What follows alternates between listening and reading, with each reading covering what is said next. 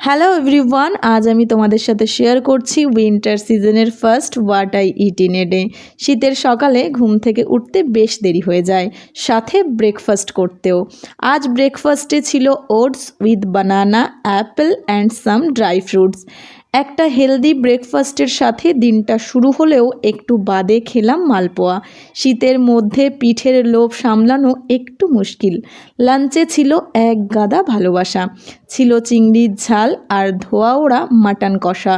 চিংড়ি আর মাটন দুটোই আমার খুব প্রিয়, তাই লাঞ্চটা একটু হেভি হয়ে যায়। দেন ডিনার করলাম আমার হাতের বানানো একটা এক্সপেরিমেন্টাল ডিশ দিয়ে। সাথে ছিল দুপুরের লেফট ওভার মাটন কষা।